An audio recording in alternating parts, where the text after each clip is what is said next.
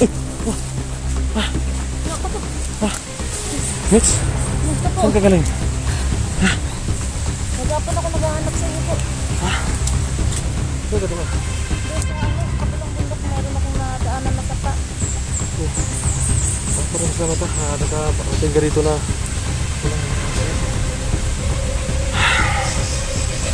Salubong mo siya rin. Sa napagpaalang araw sa lahat. So, welcome back tayo sa ating munting channel. At Johnny Hunter Putay Batulo. So, nagpapahinga kami dito mga kaidolo. So,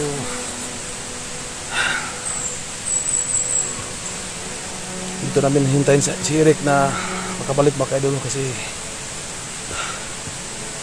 bumaba siya kasi ang pakay niya para sunduin niya yung mga kapatid ng asawa niya na mga kaidolo na si Ghost Job titirahin at saka si Kuya Bart mga kaidolo kasi yung asawa ni Eric ay kapatid po nilang dalawa ni Ghost Job at si Kuya Bart. So napag-usapan po namin, napagkasuduan po namin na kailangan niyang bumaba daw para ipaalam sa kanyang mga kapatid na kanyang asawa. So dito kami ni Abel, so kami yung naiwan dito.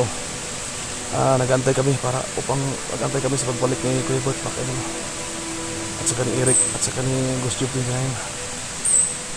Sana mo makauwi si Eric na ligtas, makabalik din dito na ligtas mga kailan kasi hintayin talaga namin. So dalawa lang kami ni Abel ngayon dito. Yan si Abel. So maraming salamat pa nga pala sa mga supporters natin dyan, sa mga viewers natin dyan na walang sawang nagsubaybay sa ating mga video in-upload.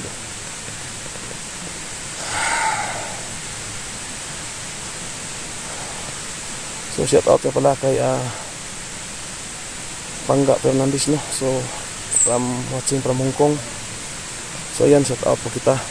Maraming salamat sa lagi mong pagsubaybay sa aking mga video in-upload at sa lahat po ng mga kasamahan kong hunters na wala po kayong sawang nanonood, nakisubaybay po sa aming bawat isa-isa po namin mga upload So maraming salamat Pangga Fernandez, watching from Hong Kong. So thank you so much. So lagi ka mag-ingat dyan sa work mo dyan sa Hong Kong, Ma'am Pangga Fernandez. So thank you so much. Bill, anong oras na wala pa si... Dito natin hintayin si Eric. Sino na yan si Abel?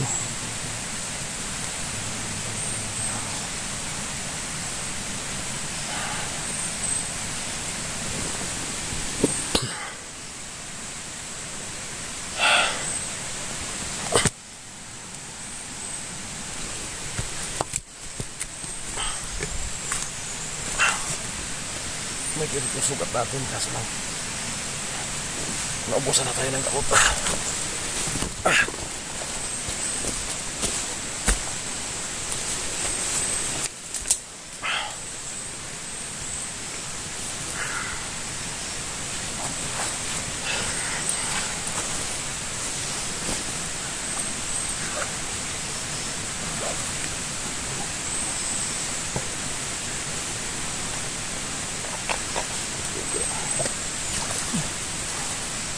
Walang tubig eh.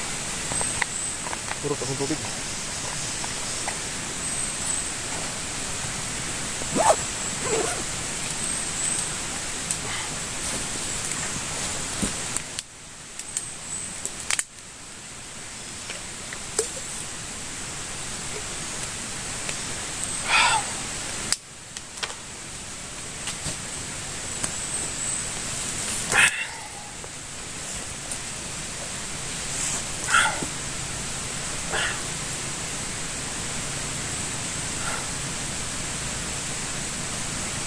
Yan mga kaidolo, talagang naramdam po natin yung naramdaman ni Eric kahapon kanina na nakita natin na natagpuan po namin yung damit po ng asawa ni Eric na duguan. So talagang hindi po intindihan yung maramdaman ni Eric, no? So naintindihan po natin siya kasi yung naranasan ni Eric ay naranasan na din po natin, no?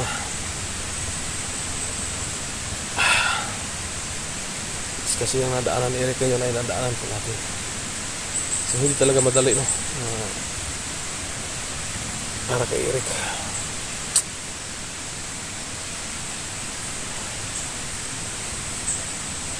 So kailan kaya matatapos ang kaguluhang ito, mga kaidol?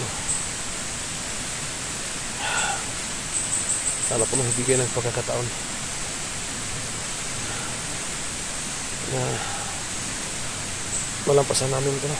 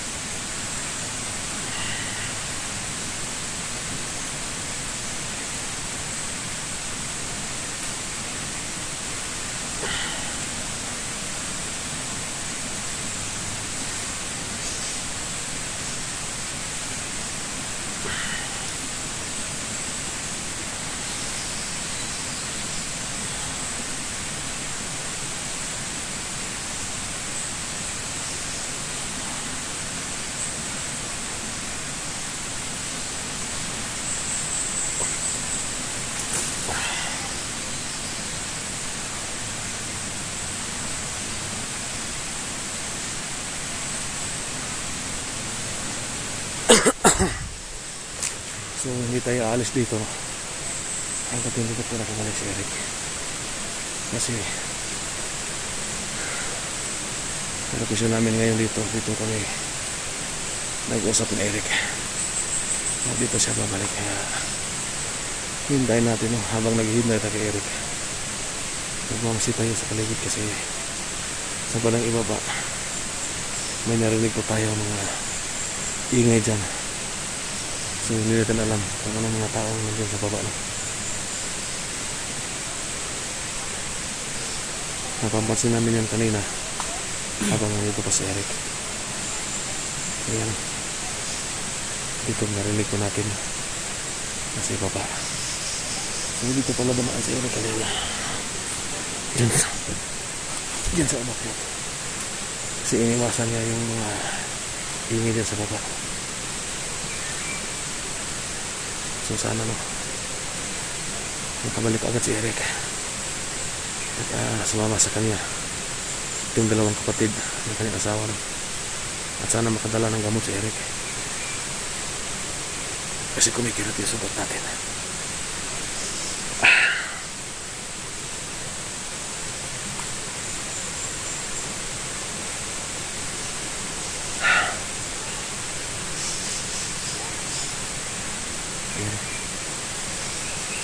Nangyari dito tayo.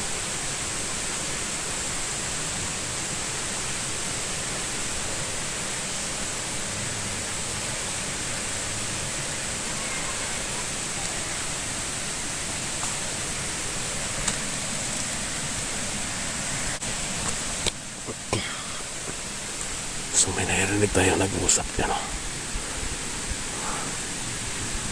Pero hindi natin alam. So dito tayo.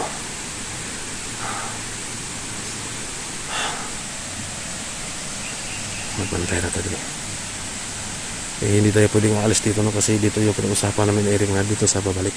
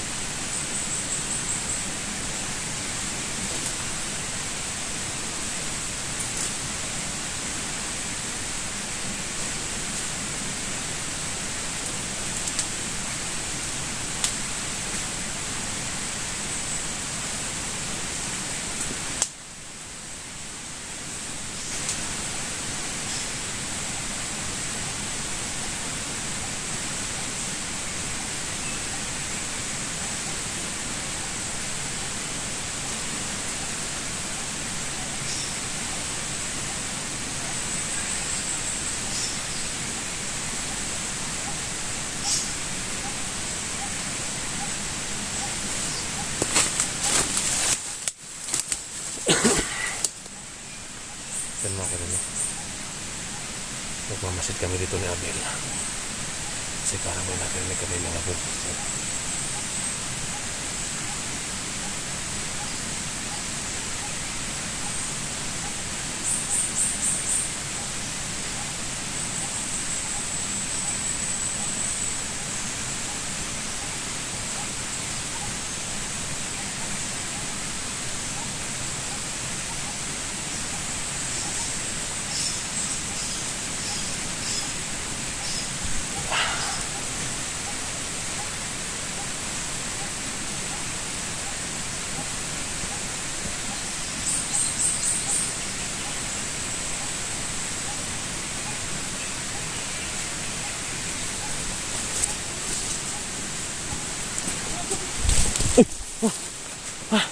Ako to. Mitch, Gusto po. saan ka galing? Nagapon ako naghahanap sa inyo po. Saan ka doon? Doon sa kabilang bundok meron akong nadaanan na sapa. At maraming salamat ha. Nakarating ka dito na walang nangyari sa'yo. Masalubong mo si Eric. Hindi po. Kasi bumaba si Eric kasi nakita namin kanina yung gamit ng asawa niya na duguan. Kaya nakapag-desisyon siya na bumaba muna para ipaalam sa kanyang mga kapatid ng asawa niya. So nagpaiwan kami dito. Hindi na lang na dumating ka. Salamat na ako nakita ko kayo. Bala ko mga bandido yung nag-iingat kanina. Masaya na kami dito. Nagmasid kami na Abel kasi dito yung location na to. Ito yung pinausapan namin ni Eric na dito siya babalik, dito siya pupunta. Kaya inaantay namin. Kasi naintindihan namin si Eric na gano'n yung nangyari. Nakita namin kanina, naduguan yung gamit ng asawa niya. So mabuti na lang na nakapunta ka dito ng ligtas ha. Salamat naman po sa ligtas tayo. Maraming salamat na tumulong ka no. Na tinutulungan mo kami na para masolve itong problema namin ngayon. So maraming salamat sa iyo, Mitch. Wala po nga naman, malaki din po yung ano ko sa inyo po. Yung pasasalamat din po dahil na-rescue na rin po ako. Sige. Dahil din po sa inyo. So yun mga kaidol. So hindi po namin inasahan na napadpad si Mitch dito no. So matagal na siyang naglalakbay dito no. Natulungan kami dito, so maraming salamat po na nakapunta dito si Mitch sa ligtas. So alam po natin na may kakayanan ang hunter na ito. So tayo nagpapasalamat sa kanya. So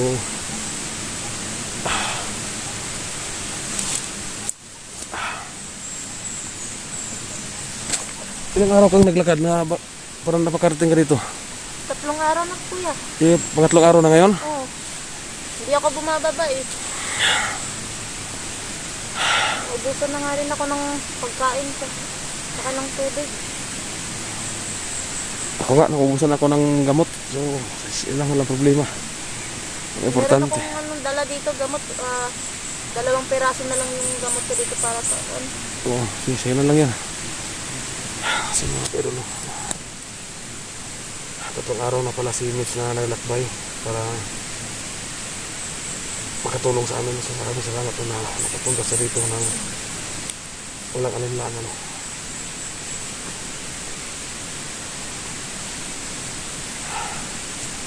So mag-ano na tayo, antay muna tayo dito antay tayo dito ni Eric bago natin pupuntahan yung mga kampo ni Bagabaga at saka ng Silito kasi ang bakay ni Eric ay bumili ng mga bala ng baril namin kasi paubos na yung bala namin. Kaya bumaba talaga si Eric kasi 3 bagay yung purpose niya. Makakuha ng gamot, pangalawa makabili siya ng bala, pangatlo ipaalam po sa kanya mga kapatid ng asawa niya na ganito yung sitwasyon dito ngayon. So magmasid ka dyan sa baba, Mitch ha. Dito lang ko sa gilid. Ikaw Abel, dyan ka Abel ha, mag-alerto ko dyan.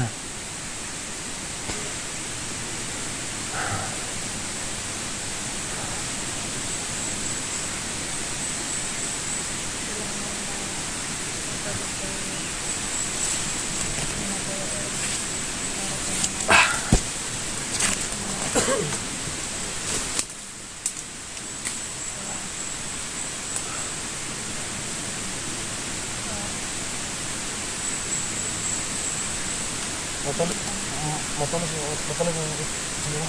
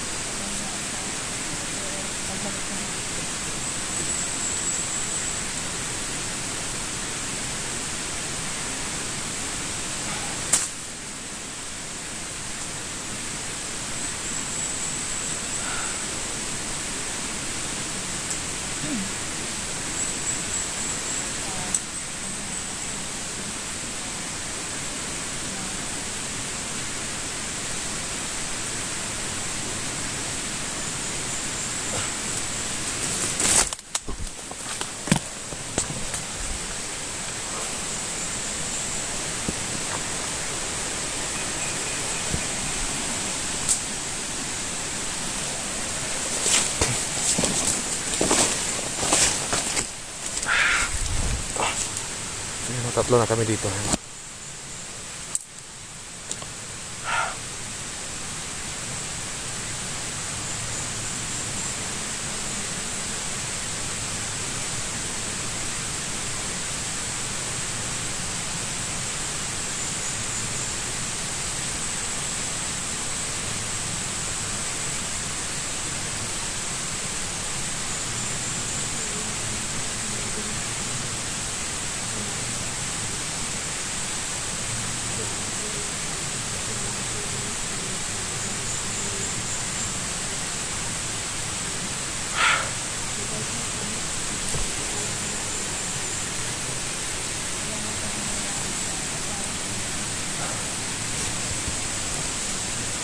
Mga kadalo. 6 hours na kami nakalipas bago bumalik si Eric. Nakalipas sa pag-anim na oras mula na paglakad ni Eric. Sana nakabalik na siya. Sana sa oras ito proceed sana sa dito para hahanapin naman yung pinaglagyan sa kanyang asawa, no? At saka si Robin, sana walang masama nangyari sa kanya kasi hindi pa nakabalik. Sana magsabay na si Eric at saka si Robin, mga idol, no? Kasi tinanong natin si Eric at saka si Robin nung nakita natin sila, sabi nila pumunta daw sa aking bahay para magbigay protection sa akin kasi nakita nila yung live ko, may mga supporter na nagpasa sa kanila, nagpaalam sa kanila, nag-info na critical yung kalagayan ko kasi may pamahit masid sa aking bahay na kung saan ako nilagay ni Eric. So nakakuha tayo ng simpo, nasundan natin yun. So nakita natin sa mga clips upload natin, videos upload natin na nadali natin yung dalawa.